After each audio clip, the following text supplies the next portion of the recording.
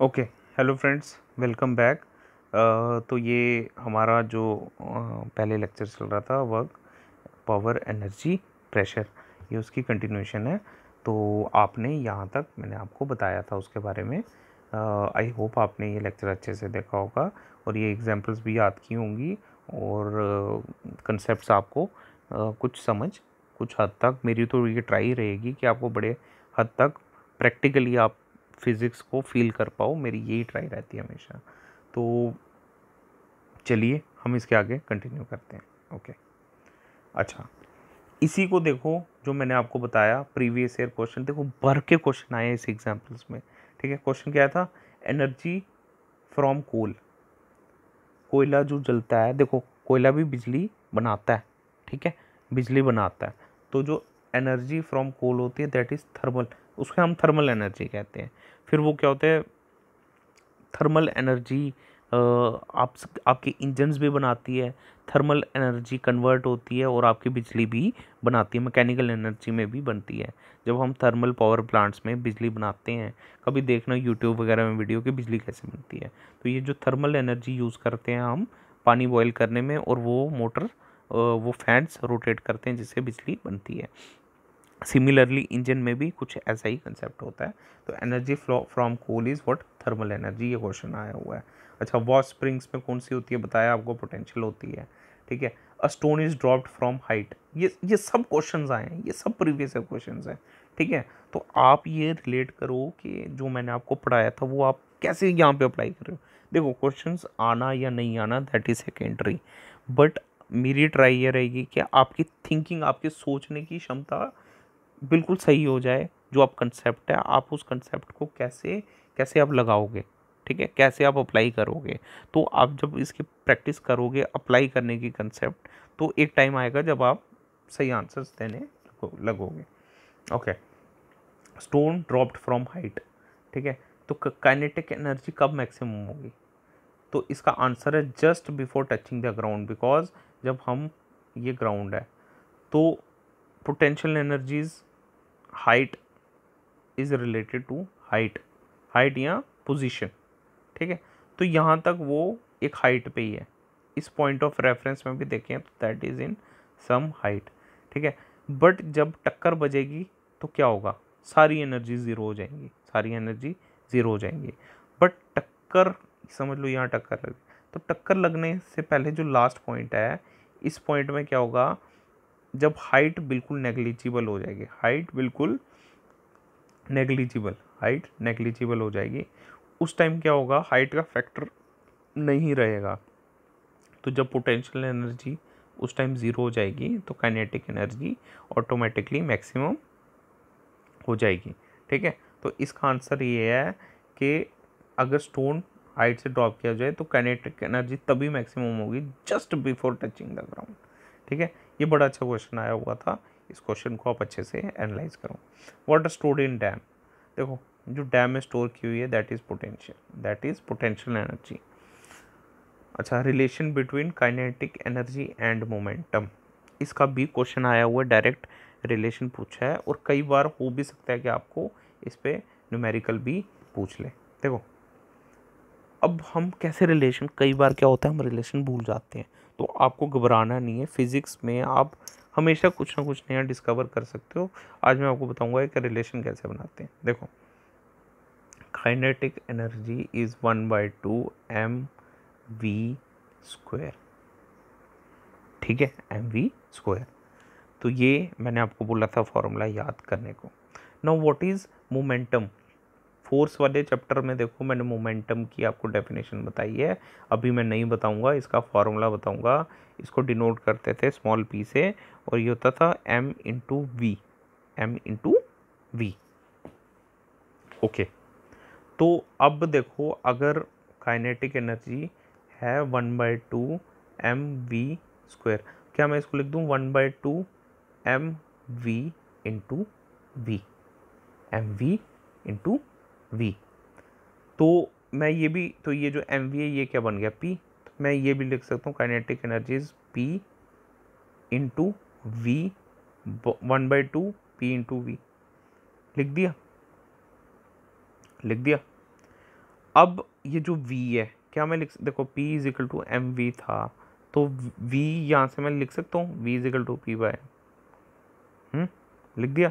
अब v equal to P by मैंने यहाँ पे सब्सटीट्यूट कर दिया, तो क्या हो गया k is equal to 1/2 into P into V की जगह मैंने लिख दिया p बाय एम, तो p बाय एम। ठीक है, तो p इंटू पी क्या हुआ p स्क्वायर, तो ये आपका बन गया k is equal to 1/2 P square by M. तो इसको मैं ऐसे भी लिखूँ k is equal to P square by 2m। ठीक है, पी स्क्वायर बाय 2m, ये रिलेशन है काइनेटिक एनर्जी और मोमेंटम में, ये स्मॉल p। ठीक है, स्मॉल p इज मोमेंटम। तो अच्छा, ये मैंने आपको क्यों ज्ञान दिया, kinetic energy is equal to P square by 2m। Okay, ये इसलिए दिया, क्वेश्चन इस पे क्वेश्चन आए हैं कि अगर हम मोमेंटम को डबल करें तो what is the effect on kinetic energy. देखो बच्चों वाले क्वेश्चन आप भूल जाओगे, उधर पूछेंगे, और आजकल ऐसा कंपटीशन हो गया है कि आपको वर्स्ट के लिए प्रिपेयर करना पड़ेगा। ठीक है, तो वर्स्ट के लिए आपको अपना थोड़ा लेवल इंक्रीज करना ही पड़ेगा। ठीक है, तो आपको ये समझना पड़ेगा, और इसको आप फॉर ग्रांटेड लोगे, आप एग्ज़ाम को फॉर ग्रांटेड लोगे तो एग्ज़ाम आपको फॉर ग्रांटेड लेगा। ठीक है, जो एग्ज़ाम को सीरियस लेगा, एग्ज़ाम उसी को सीरियस लेगा, वही सिलेक्ट होगा। ठीक है, तो आपको थोड़ा सा अपना दिमाग लगाना है और थोड़ा आपको ये ध्यान से समझना है। अब ये रिलेशन आया, अब कहता है भाई इसकी मर्ज़ी है, इसने मोमेंटम क्या कर दिया, डबल कर दिया। अब यहाँ पे p की जगह मैं 2p लिख देता हूँ, तो क्या हो जाएगा k is equal to 2p का होल स्क्वायर अपॉन 2m। तो ये हो जाएगा k इक्वल टू 2p का स्क्वायर क्या हुआ 4p स्क्वायर, सिंपल मैथमेटिक है, अपॉन 2m। तो अब आप देखो कि पहले k था हमारा p स्क्वायर बाय 2m, अब k हो गया 4p स्क्वायर बाय 2m, मतलब कि पुरानी काइनेटिक एनर्जी से अब 4 गुना हमें ज़्यादा मिल गई। तो इसका आंसर है कि अगर हम मोमेंटम को डबल करते हैं तो काइनेटिक एनर्जी 4 गुना इंक्रीज होती है। ठीक है, सिंपल मैथमेटिक्स है ये। अच्छा, अब मैंने वही किया k is equal to P square by 2m जो था, अब ये कहता है भाई मास हाफ कर दिया। ठीक है, और मैंने स्पीड डबल कर दी। ये फॉर्मूला छोड़ो, देखो k क्या था हाफ एम वी स्क्वायर, अब मैंने स्पीड क्या की डबल कर दी, मास हाफ की और स्पीड डबल कर दी, तो मतलब कि हाफ तो पहले से था, मास को मैंने m/2 कर दिया और स्पीड मैंने डबल कर दी, मतलब कि 2v का होल स्क्वायर। समझ रहे हो ना, सिंपल मैथमेटिक्स है। तो ये क्या हो गया 1/2 into m/2 into 2v square को लिखता हूँ मैं 4v स्क्वायर। ठीक है, तो ये 2 कट गया, और या इस 2 को रहने दो, ये 2 कटा और ये 2 हो गया, तो ये हो गया k is equal to 1/2 into 2mv square. ठीक है, तो पहले क्या था हाफ एम वी स्क्वायर, अब हाफ एम वी स्क्वायर का ट्वाइस। ठीक है, तो ये कहते हैं जब मास हाफ किया स्पीड डबल की तो काइनेटिक एनर्जी भी डबल होगी। देखो फॉर्मूले अगर आपको याद होंगे और थोड़ी बहुत मैथमेटिक्स आती होगी तो आप इसको इजीली कर पाओगे। अच्छा, व्हेन बॉडी फ्री फॉल्स, ये भी क्वेश्चन आया है, तो टोटल एनर्जी रिमेन्स कांस्टेंट, आपको मैंने प्रिंसिपल पढ़ाया जो वो सारे केसेस में अप्लाई होता है। ठीक है, और ये अब एक ऐसे न्यूमेरिकल है जो मैंने आपको बताया, kinetic energy half M V square है। अब इसने यहाँ पे चालाकी क्या की, इसने मास को ग्राम में ले लिया, तो आपको इसको केजी में कन्वर्ट करना है। तो 1 केजी में कितने होते हैं 1000 ग्राम होते हैं। ठीक है, तो आप 8 ग्राम को क्या कर दो 8/1000 केजी हो जाएगा। ठीक है, और वही डालो, वेलोसिटी तो ऑलरेडी मीटर पर सेकंड में है, तो जो भी आपका आंसर आएगा वो आपका जूल में आएगा। ठीक है, इस न्यूमेरिकल को करो और इसका आंसर मुझे नीचे कमेंट सेक्शन में चाहिए। ठीक है, if two bodies at height h and 3h, ratio of their potential energy. देखो पोटेंशियल एनर्जी क्या था mgh। ठीक है, अब एक की हाइट ये समझ लो फर्स्ट पर्सन है p1, इसकी हाइट है h1। ठीक है, और p2 जो है उसकी हाइट है h2। तो h2 क्या है, पहले की हाइट अगर मैं h मानता हूँ तो दूसरे की क्या होगी 3h, मतलब कि अगर ये mgh है तो दूसरा होगा mg3h। ठीक है, तो रेशियो क्या होगा पोटेंशियल एनर्जी का जी एच कैंसिल हो गया, एम जी एच कैंसिल हो गया, 1:3, मतलब कि P1/P2 जो इनका रेशो है दैट इज़ 1:3। सिंपल मैथमेटिक्स है ये। आप मैथमेटिक्स के स्पार्क इंस्टीट्यूट के जब लेक्चर्स देखेंगे रेशो प्रोपोर्शन के, तो आपको ये समझ आ जाएगा। देखो फिज़िक्स और मैथमेटिक्स का बहुत ही एक रिलेशन है, और मैं हमेशा ये समझता हूँ कि फ़िज़िक्स मैथमेटिक्स से ही बनी है। ठीक है, मैथमेटिक्स इज सुप्रीम। जिसको मैथमेटिक्स आ गया उसको फिज़िक्स आ गई। तो आपको मैथ्स में भी बिल्कुल अपना एक एक ग्रिप रखनी है, तब आपको इजीली फिज़िक्स समझ आएगी। ओके, अच्छा ये याद कर लो, जो सॉलिड्स होते हैं उनमें पोटेंशियल एनर्जी हमेशा ज़्यादा होती है काइनेटिक एनर्जी से। ठीक है, इसका डायरेक्ट क्वेश्चन पूछते हैं, आप इसको याद कर लो। ठीक है, अच्छा ठीक है। अब 4 टॉपिक्स थे इसमें, वर्क, एनर्जी, पावर और प्रेशर। हमने वर्क और एनर्जी कवर कर लिया है, अब हम पावर और प्रेशर करेंगे। देखो पावर बहुत ही छोटा टॉपिक है, और पावर में मैं ज़्यादा देखो पावर से जो क्वेश्चंस आते हैं दैट आर टू डायरेक्ट। इसमें कोई लॉजिक नहीं है, इसमें कोई आपको घुमा के नहीं पूछेगा। मैक्सिमम टू मैक्सिमम पावर में आपकी यूनिट्स पूछ लेगा, या तो कन्वर्जन्स पूछेगा, या तो उसी कन्वर्जन्स पे कुछ न्यूमेरिकल दे देगा बकवास सा। ठीक है, इससे ज़्यादा इनका दायरा सोच का नहीं है पावर से रिलेटेड। तो आपको पावर बिल्कुल छोटे वे में समझना है, बहुत ही आसान वे में। पावर की डेफिनेशन, एक मिनट यार ये क्या है, हाँ पावर, व्हाट इज़ पावर। आप पहले इसको लिख लो, आप वीडियो पॉज करो, इस पूरी कहानी को लिख लो और फिर समझो। ठीक है, चलो। Rate of doing work. अब देखो वर्क भी समझा दिया मैंने आपको और एनर्जी भी समझा दिया। अब पावर जो हुआ, जो जिस जिस गति से हमने काम किया,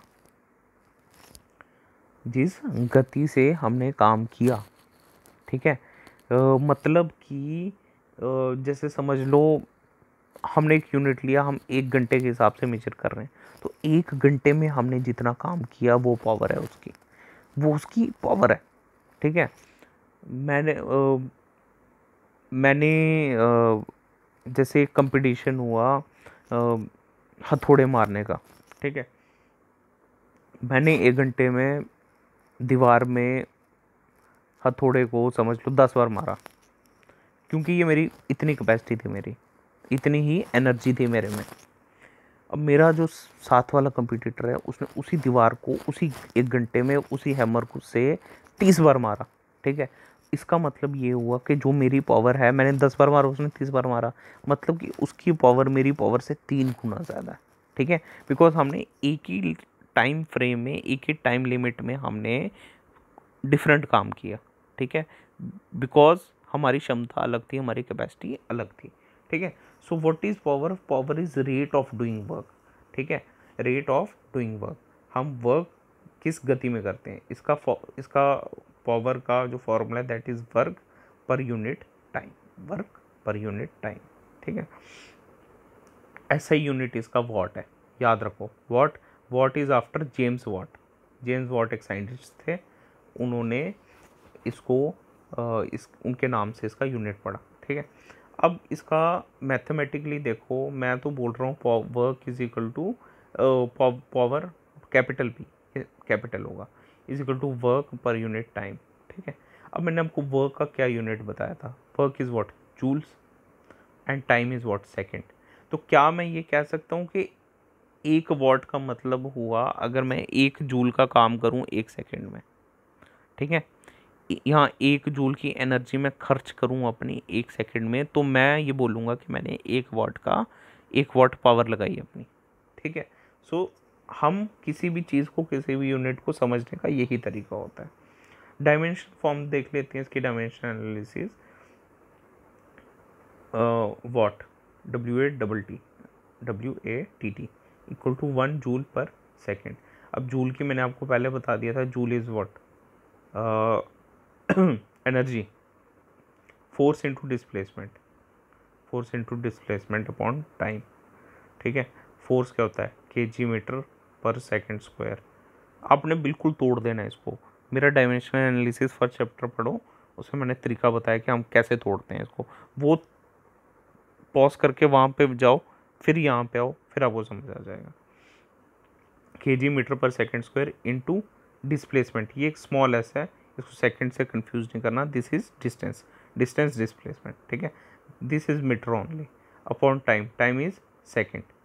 तो अगर मैं इसको देखूं तो केजी मीटर स्क्वायर हो गया, केजी मीटर स्क्वायर हो गया अपॉन ये सेकंड स्क्वायर, और ये सेकंड अगर आप डिवाइड रूल से जानते हो तो ये सेकंड क्यूब बन जाएगा, ठीक है।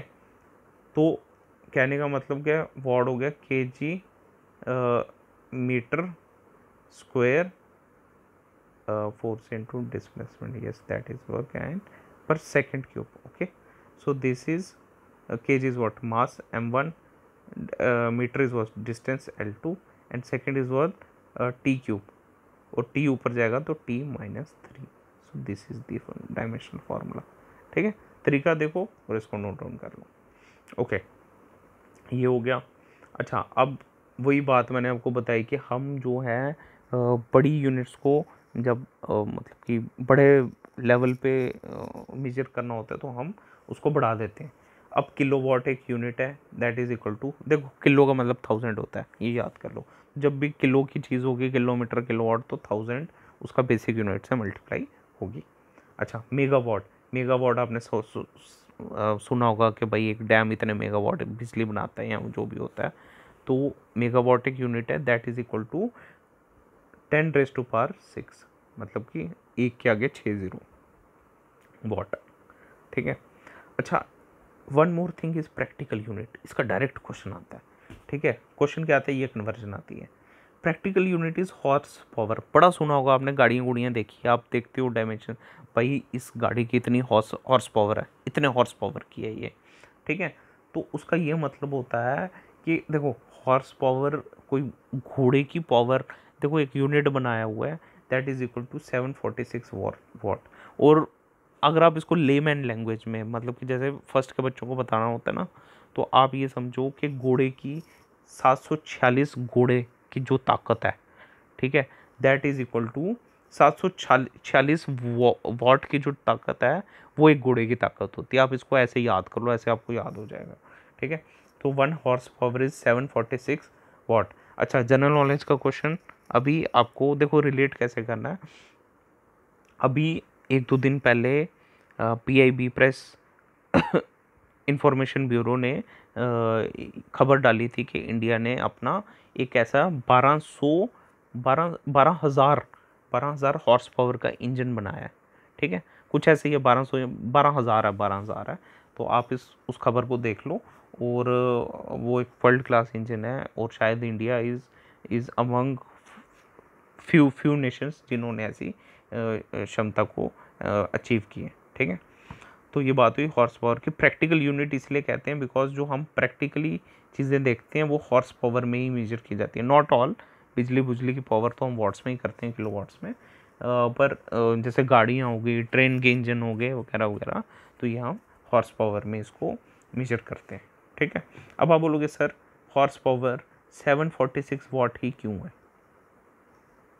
तो इसका आंसर ये हुआ कि आप बोलोगे कि सर 6 को ऐसे ही 6 क्यों लिखते हैं, मैं 6 को ऐसे क्यों नहीं लिख सकता हूँ, ठीक है। आंसर ये है कि भाई जिसने बनाया था उसने उसकी मर्ज़ी की, उसने 6 को ऐसे ही बनाना था, तो उसने 6 को ऐसे ही बनाया, ठीक है। तो वैसे ही जो हमारे साइंटिस्ट लोग हैं उन्होंने कह दिया कि भाई एक एक 746 वाट को जोड़ दो तो हम एक यूनिट बनाएंगे जिसका नाम होगा हॉर्स पावर, ठीक है। अब इसको इतना डीप में आप घुसो नहीं, कुछ क्वेश्चंस के कोई आंसर नहीं होता। अब ये याद रखो कि 1 horsepower is 746 watt, okay. अच्छा, बड़ा इंपॉर्टेंट चीज़ है जो क्वेश्चन आता है पावर से रिलेटेड, वाट इनटू सेकंड। देखो power is what, work per unit time. तो अगर मैं टाइम को इधर ले जाऊं, अच्छा पावर का यूनिट है वाट और वर्क है जूल और ये सेकंड, तो क्या मैं लिख सकता हूँ watt equal to joule by second. अगर मैं सेकंड को यहाँ पे लेके मल्टीप्लाई कर दूँ जूल से, तो 1 joule is equal to 1 watt into 1 second, ठीक है। तो ये एनर्जी का, ये एनर्जी है, energy is equal to watt into second. तो वही यहाँ पे लिखा हुआ है 1 watt second is equal to 1 joule. वैसे ही 1 वॉट आर, तो एक घंटे में 3600 सेकेंड होते हैं, तो ऑब्वियसली 3600 से मल्टीप्लाई हुआ 3600 जूल्स हो जाएगा। ठीक है, ये मैं क्यों बता रहा हूँ आपको वॉट आर वॉट सेकेंड, अभी मैं बताता हूँ। किलो वॉट आर, अब क्या किया, वॉट को भी किलो बना दिया, मतलब कि 1000 वॉट बना दिए, और इंटू आर मतलब कि 3600 सेकेंड। तो ये हो गया what into second is joule, and 3600 और ये 3 मतलब कि 5, 36 के आगे 5 0, यानी कि अगर मैं इसको लिखूं तो इसको मैं ऐसे भी लिख सकता हूँ 3.6 इंटू 10⁻6 जूल्स। ठीक है, अब ये 6 क्यों आया, 5 क्यों 6 क्यों आया, 5 क्यों नहीं आया, और ये यहाँ पे 3.6, तो ये आप मैथमेटिकली अपने मैथ सर से पूछो। ठीक है। अच्छा, इसको बताने का ये मतलब था किलोवाट आवर को, देखो आपके घर में मीटर लगा है, तो आपकी जो बिजली का बिल आता है वो यूनिट्स के हिसाब से आता है। एक यूनिट मेरे ख्याल में हर जगह डिफर करती है, दिल्ली में 8 रुपये भी है, 10 रुपये भी है, दिल्ली में वेरी करती है। हमारे यहाँ पे मेरे ख्याल में 2.5-3 रुपये या 2-2.5 रुपये यूनिट है। तो यूनिट का मतलब है कि देखो kilowatt hour is the unit of energy. Commercial energy जो हमारे घरों में यूज़ होती है वो किलोवाट आवर में मेजर की जाती है। It is also known as commercial unit. ठीक है, इसको यूनिट, जो आपके घर के मीटरों में यूनिट चढ़ते हैं ना, that is your basically energy consumption in kilowatt hour. ठीक है, energy consumption is expressed in this unit only, bill is made as per this unit. ठीक है, कहने का ये मतलब है कि अगर समझ लो आपका बिल आया कि भैया आपने 100 यूनिटें कंज्यूम किए एक महीने में। ठीक है, मतलब कि आपने 100 इंटू 1 यूनिट होती है 36 और उसके आगे 5 0 जूल्स। ठीक है, तो और फर्दर 100 से मल्टीप्लाई करो तो 36 इंटू 10⁻7 जूल्स आपने एनर्जी बर्बाद की, तब जाके आपको 100 यूनिट मतलब कि 2 रुपये भी लगाओ तो 200 रुपये बिल आया। तो आपका 200 रुपया बिल तब आएगा जब आप 36 इंटू 10⁻7 यूनिट जूल्स एनर्जी बर्बाद करोगे। ठीक है, तो ये देखो आप कितनी एनर्जी बर्बाद कर रहे हो। तो इस हिसाब से आपको जो मैंने आपको कन्वर्जन्स बताई, इस पे न्यूमेरिकल्स भी आए, तो आई होप आप कर पाओगे, बड़े ही सिंपल हैं। अच्छा, अब ध्यान रखना है, आपने कंफ्यूज नहीं होना है इसमें। जो वॉट है, किलो वॉट है, मेगा वॉट है या हॉर्स पावर है, ये पावर की यूनिट्स हैं। But watt second, watt hour and kilowatt hour ये एनर्जी के यूनिट्स हैं। ठीक है, तो इस पर कंफ्यूज नहीं होना। घुमा के पूछ सकते हैं, आपको डायरेक्ट क्वेश्चन देगा भाई किलो वॉट आर किसका यूनिट है, एनर्जी का यूनिट है, पावर का यूनिट है, आपको पता होना चाहिए एनर्जी का यूनिट है। ठीक है, बेसिक न्यूमेरिकल्स आ सकते हैं, जैसे लैम्प जो है समझ लो 1200 जूल ऑफ एनर्जी 60 सेकेंड में यूज़ कर रहा है, तो पावर क्या होगी। So what is power, power is work, power is work पर टाइम। तो वर्क क्या, 1200 joule upon time is what 60 second. तो जो भी कितना आंसर आएगा 6 to 20 वाट, तो पावर इज़ 20 वाट। डायरेक्ट छोटे छोटे बच्चों वाले क्वेश्चन आते हैं, या आपको पावर दे देंगे, टाइम दे देंगे, आपको एनर्जी निकालनी है, या आपको पावर किलोवाट में दे देंगे, टाइम आपको मिनट्स में दे देंगे, आपको मिनट से सेकंड में कन्वर्ट करना है, किलोवाट से वाट पे कन्वर्ट करना है, तब आपको आंसर जूल्स पे आएगा। ठीक है, आपसे ये भी पूछ सकते हैं कि कितने यूनिट कन्वर्ट किए, तो समझ लो आपका आंसर आया 36.5 जूल्स आया आपका आंसर। तो आप इसको उसमें, हाँ, इसी चीज़ से आप डिवाइड करोगे, इसका मतलब आपने 1 यूनिट पावर एनर्जी ये आपने कंज्यूम की। तो ये एक डायरेक्ट बिल्कुल एक एप्टीट्यूड बेस्ड क्वेश्चंस हैं जो आई थिंक आप कर लोगे। ठीक, आगे बढ़ते हैं। अच्छा, हमारा चैप्टर ख़त्म हो गया वर्क, पावर एंड एनर्जी का। जिस हिसाब से जितने क्वेश्चंस बनते थे, जिस हिसाब से घुमा के पूछते थे, मैंने आपको बता दिए सारे। स्टिल कोई डाउट हो तो आप बिल्कुल अप्रोच कर सकते हो, हम आपके लिए यहाँ पे बैठे हुए हैं। प्रेशर छोटा सा ही है, 2 स्लाइड्स हैं इसकी, इससे ज़्यादा पूछते भी नहीं है, और इस पर भी बिल्कुल फैक्चुअल बेस्ड क्वेश्चंस आते हैं। याद करना पड़ेगा, कुछ वैल्यूज़ इसमें याद करनी पड़ेंगी। पहली बात तो ये कि आप मेरी स्लाइड्स ना बेटर होगा कि जब मैं बताता हूँ ना तभी लिखा करो। ऐसे नहीं कि पहले आपने स्लाइड पॉज कर दी और लिख ली सारी और फिर आप सुनने लगे। आप वैसा भी कर सकते हो, बट वैसा करने में आप फिर क्या किया करो कि थोड़ा थोड़ा गैप रखा करो, ताकि जो मैं चीज़ें बोलता हूँ कुछ एक्स्ट्रा चीज़ हो तो वो आप उस गैप्स में लिख लो। That is more better. ठीक है। अच्छा, प्रेशर। देखो, प्रेशर को अगर मैं कहूँ कि ये एक बॉक्स है ये, ठीक है, इस पे मैंने एक फोर्स लगाई, ठीक है, या मैंने देखो इसको एक यूनिफॉर्मली डिस्ट्रीब्यूट कर दिया फोर्स को, पूरे पूरे डब्बे को पे यूनिफॉर्मली मैंने पूरे डब्बे पे फोर्स लगाई। तो समझ लो डब्बे की जो एरिया है दैट इज़ 5 मीटर स्क्वायर, और जो मैंने फोर्स लगाई है let's say force is 20 Newton. ठीक है, तो मैं कहूँगा कि मैंने 5 मीटर स्क्वायर एरिया पे 20 न्यूटन की फोर्स लगाई है।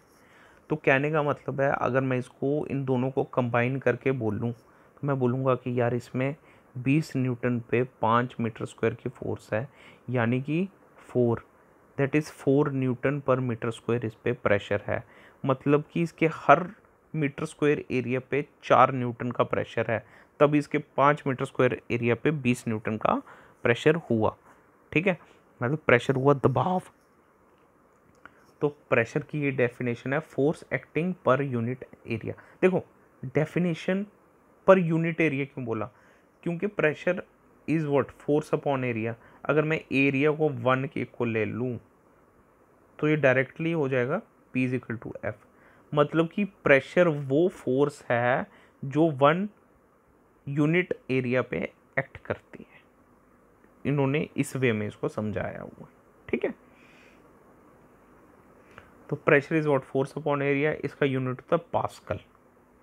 पास्कल भी कोई साइंटिस्ट थे, उनके नाम पे पड़ा है ये।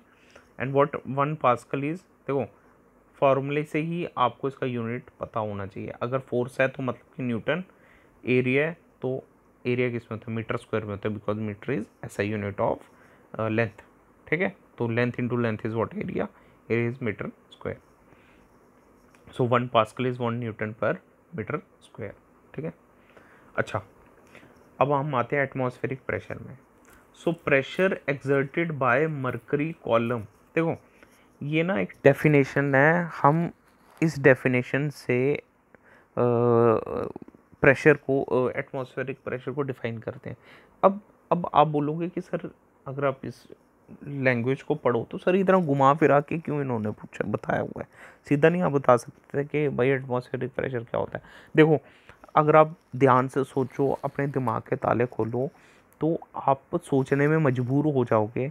अच्छा, मेरी एक क्वेश्चन देता हूँ और उसका मुझे जवाब देना। 1 किलोग्राम का वेट आपने देखा ही होगा, आपने उठाया होगा उसको, तो मुझे ये बताओ कि वो किलोग्राम का वेट उतना ही क्यों है। कभी सोचा है कि जैसे समझ लो 1 kg लिखा होता है, सब्जी वाला आता है उसके पास पड़ा होता है, तो ये 1 kg इतना क्यों नहीं है, ये इतना ही क्यों लिया हुआ है। ठीक है, हम इसको 1 kg क्यों नहीं बोले, हम इसको क्यों बोले। तो देखो, इसकी ना मैथमेटिकल डेफिनेशंस होती हैं। जैसे कि जो एक प्योर प्योर 1 kg है ना, वो लंदन के किसी साइंटिफिक म्यूजियम में रखा हुआ है। और इसकी कुछ हर एक, जो भी हम एक स्टैंडर्ड चीज़ लेते हैं उसको एक डिफाइन करते हैं कि हाँ भाई, अगर वो इस मैथमेटिकल या फिजिकल टर्म में अगर वो ऐसा रिस्पॉन्ड करेगा तो हम उसे बोलेंगे कि वो 1 kg के बराबर है। ये हमने एक डिफाइन की हुई हैं चीज़ें। ठीक है, तो ये देखना, कभी टाइम मिलेगा तो इस बारे में ज़रूर सोचना कि हम 1 किलो के उस पत्थर को ही क्यों 1 किलो बोलते हैं, हम उससे बड़े पत्थर को क्यों नहीं बोलते।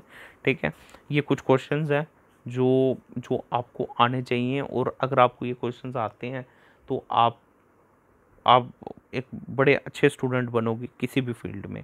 ठीक है, ये बताता है कि आप कितना डीप सोच सकते हो किसी के बारे में। अभी आपने अगर किसी को करंट अफेयर्स कुछ लोग अगर फॉलो करते हैं तो उन्होंने देखा होगा कि अभी कोई, मेरे ख्याल में साल पहले की बात है कि इन्होंने उसकी डेफिनेशन चेंज की थी, मेरे ख्याल में वेट की डेफिनेशन चेंज की थी।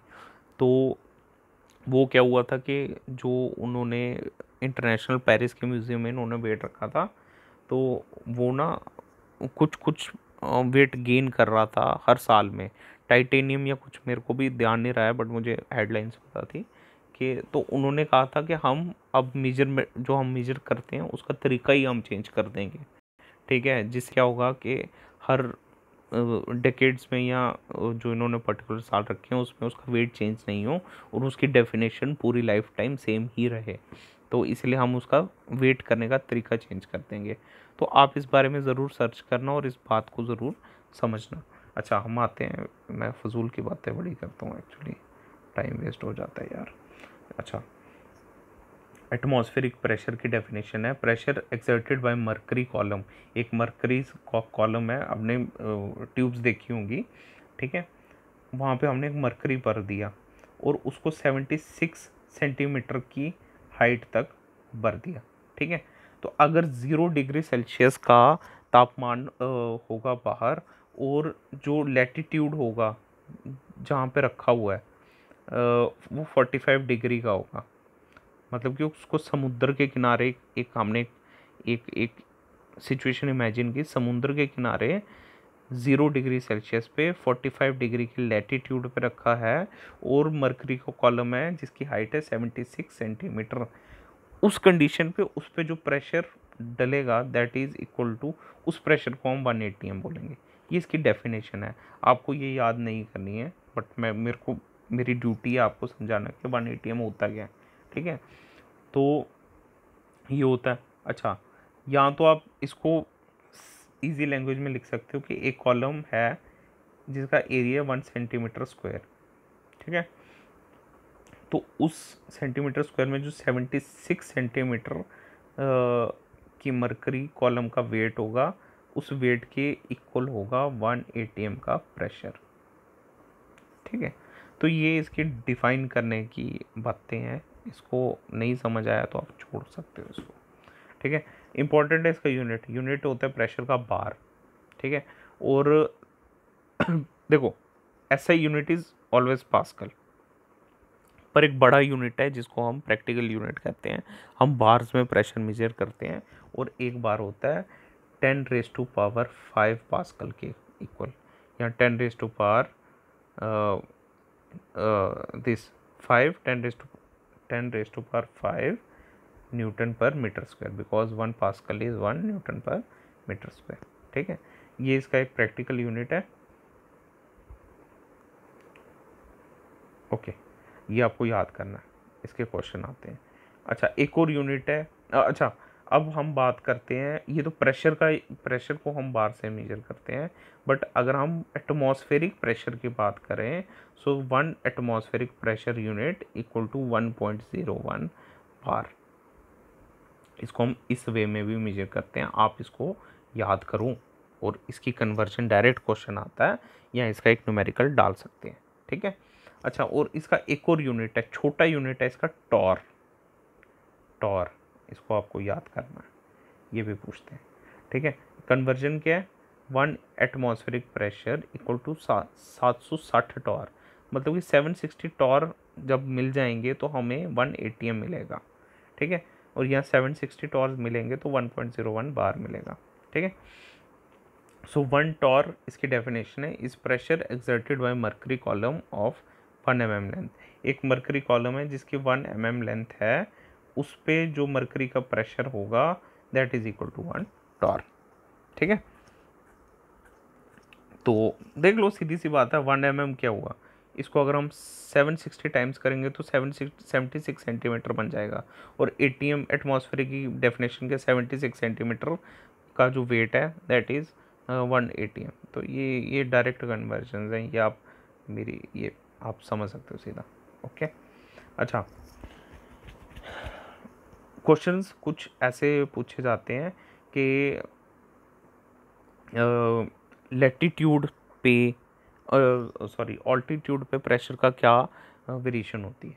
तो ये याद रखो, जैसे जैसे ऑल्टीट्यूड इंक्रीज होता है प्रेशर डिक्रीज होता है।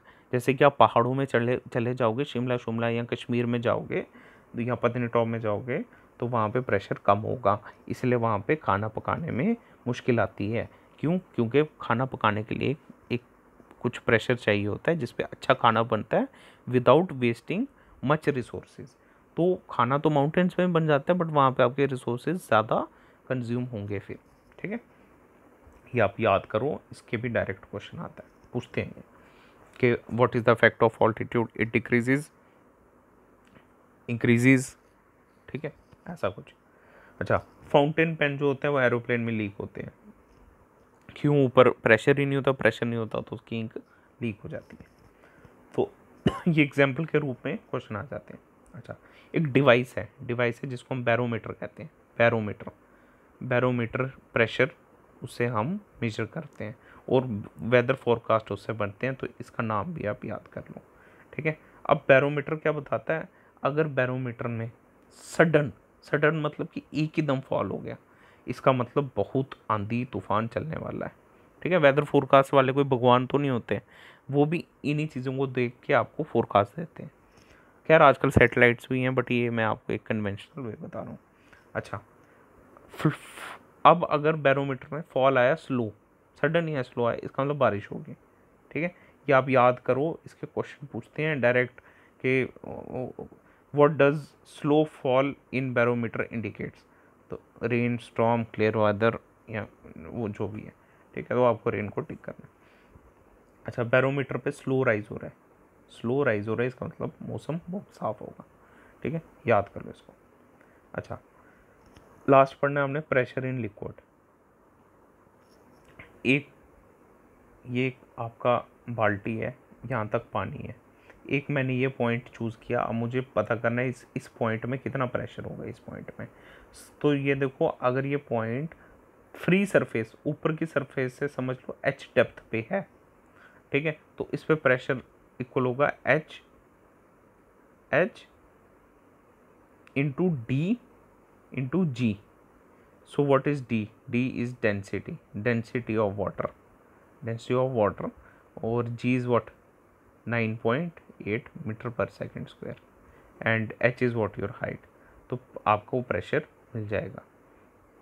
Depth this D should be in density is kg per metre cube, इसका वो है फॉर्मूला है, डेंसिटी आपको पता होगा। तो ये प्रेशर होता है, अगर आपको कोई पूछ ले कि इस डेप्थ पे कितना प्रेशर होगा, तो उसका मेजर करने का ये फॉर्मूला होता है। ठीक है, अब कहता है भाई कि स्टैटिक लिक्विड, अगर लिक्विड ठहरा हुआ है तो समझ लो ये इस लेवल पे हर एक पॉइंट पे सेम प्रेशर लगेगा। ठीक है, और अगर ये एक पॉइंट है तो इस पॉइंट पे जो प्रेशर लगेगा that is same in all directions, सब डायरेक्शंस में सेम प्रेशर होगा उस पर, वो चारों साइड से लिक्विड गिरा होगा सेम दबाव में। ठीक है, ये चीज़ ये यहाँ पे लिखी हुई है। और pressure is proportional to depth and density, मतलब कि भाई जितनी ज़्यादा डेप्थ होगी यहाँ पे पॉइंट का प्रेशर कम होगा, अगर मैं पॉइंट यहाँ पे लूँ तो यहाँ वाला पॉइंट पे ज़्यादा दबाव होगा, सिंपल सी बात है। एंड डेंसिटी देखो, जितना क्लियर जैसे अब पानी है, पानी की डेंसिटी कम होती है। ठीक है, तो यहाँ पे इस पॉइंट पे प्रेशर कम होगा। अब पानी की जगह अगर मैं ले लूँ कोई विस्कस लिक्विड या ग्रीस ले लूँ, ठीक है, ग्रीस रख दी, तो इस ग्रीस की डेंसिटी बहुत ज़्यादा है। तो अब ये डेंसिटी क्या होती है, ये आप भाई पढ़ो, ये नहीं मैं आपको बताऊँगा डेंसिटी क्या होती है, that is very basic. And तो अगर ये ग्रीस है जिसकी, या ऑयल ले लो, तेल ले लो, तेल की डेंसिटी तेल नहीं, आप ग्रीस ही लो। ठीक है, तो ग्रीस की डेंसिटी बहुत ज़्यादा होती है, बड़ी हैवीनेस होती है, तो इस पॉइंट पे उस पर ज़्यादा प्रेशर लगेगा कंपैरेटिव टू वाटर। ठीक है, अब पास्कल लॉ भी यही कहता है। पास्कल जो साइंटिस्ट थे उन्होंने अपने कुछ कानून बनाए हैं, तो वो कानून क्या है वो भी मैं आपको बताता हूँ, और वो कानून हम क्यों पढ़ रहे हैं। Pressure is same at all points in equilibrium condition, ये मैंने आपको अभी ऊपर एक्सप्लेन किया। ठीक है, अच्छा, बड़ा एक इम्पॉर्टेंट लाइन इन्होंने बोली है, if external pressure is applied to an enclosed liquid it is transmitted undiminished to every direction। कहने का ये मतलब है कि समझ लो कुछ ऐसा सेटअप है, ऐसा सेटअप है, ये पूरा लिक्विड से भरा हुआ है, ठीक है। मैंने यहाँ पे प्रेशर लगाया, यहाँ पे मैंने प्रेशर लगाया, तो क्या होगा, वो जो प्रेशर का इफेक्ट होगा वो सिर्फ ये नहीं सोचो कि इस पोर्शन पे होगा, वो पूरे पोर्शन पे इफेक्ट होगा उसका, ठीक है, पूरे पोर्शन पे इफेक्ट होगा, ठीक है। और ये जो हमारी गाड़ियों में पावर ब्रेक कहते हैं ना, पावर ब्रेक लगी हुई है, that is what hydraulic brake, ठीक है, या हाइड्रोलिक लिफ्ट होती है, ये सब पास्कल लॉ पे होती है। कैसे, आपको मैं गाड़ी की एग्जांपल देता हूँ। गाड़ी में जो ब्रेक लगी होती है, आप जब ब्रेक मारते हो पैर से, तो वो क्या होता है कि कुछ ना इस टाइप का सेटअप होता है, इस टाइप का सेटअप होता है, तो आप छोटी सी जो प्रेशर दोगे ना, वो इतना एक्सपेंड हो जाता है वहाँ पे। ये तो खासियत है पास्कल लॉ की। तो आप थोड़ा सा भी जोर लगाओगे यहाँ पे, तो वो इतना ज़्यादा प्रेशर बन जाएगा यहाँ पे कि वो गाड़ी रोक देगा, ठीक है। So this works on pascal law. ये तीन चीज़ें याद करो, इसके डायरेक्ट क्वेश्चन आते हैं। Melting point of an object which expands on fusion increases with increase in pressure, ठीक है। जैसे इसकी एग्जांपल ले लो आप, वैक्स, वैक्स होती है, फ्यूजन होने पे वैक्स क्या करती है, एक्सपैंड करती है, ठीक है। तो उस केस में जब भी प्रेशर इंक्रीज होगा तो उसका मेल्टिंग पॉइंट इंक्रीज होगा। मतलब कि जब भी प्रेशर इंक्रीज होगा तो जहाँ पे उसको 100 डिग्री पे मेल्ट होना था वो 120 डिग्री पे मेल्ट होगी, उसकी मेल्टिंग की क्षमता बढ़ जाएगी, ठीक है। मतलब कि वो रेजिस्ट करेगी मेल्टिंग होना ज़्यादा टाइम तक। अच्छा, जो कंट्रैक्ट करते हैं फ्यूजन पे, जैसे कि आइस ले लो, ये इसका एग्जाम्पल याद रखना, ये वैक्स है और ये आइस है। जो कंट्रैक्ट करते हैं फ्यूजन में, उनका मेल्टिंग पॉइंट डिक्रीज होता है विद इंक्रीज इन प्रेशर। कहने का मतलब है जैसे इंक्रीज होता है प्रेशर, तो जहाँ पे उनको समझ लो 10 डिग्री पे मेल्ट होना था, अब वो 5 डिग्री पे ये अपने 5 डिग्री पे मेल्ट हो जाते हैं, मतलब थोड़े टेम्परेचर पे मेल्ट हो जाएंगे। ये आपको याद करना है, ठीक है, ये आपको याद करना है, इसका एक एक वर्ड, एक एक लाइन याद करो। डायरेक्ट क्वेश्चन आते हैं, इसमें कुछ लॉजिक नहीं है, कोई घुमा के नहीं पूछता। अच्छा, तीसरा इंपॉर्टेंट है, देखो, इंक्रीज प्रेशर इंक्रीज होगा तो बॉइलिंग पॉइंट हर एक सब्सटेंस का इंक्रीज हो जाएगा, ठीक है। हर एक सब्सटेंस का बॉइलिंग पॉइंट इंक्रीज होगा, जहाँ पे वो 100 डिग्री पे बॉयल होता था वहाँ पे वो 120-130 डिग्री पे बॉयल होगा, ठीक है। ये याद करो, ये याद करो, ये याद करो, ये इंपॉर्टेंट है, डायरेक्ट क्वेश्चन आता है इसका, ठीक है। बाकी हमने ख़त्म कर दिए, आपका प्रेशर चैप्टर हो गया, आपका work, power and energy chapter भी हमने कवर कर दिए, और आई होप आप सबको अच्छे से समझ आ गया होगा, और इस पे जितने भी टाइप के क्वेश्चंस बन सकते थे वो भी मैंने आपको बता दिए। तो अगर कोई डाउट होगा तो आप कांटेक्ट कर सकते हैं, नीचे कमेंट बॉक्स में आप डाउट पूछ सकते हैं, और आप स्पार्क इंस्टीट्यूट को कांटेक्ट भी कर सकते हैं, ठीक है। तो थैंक यू, टेक केयर।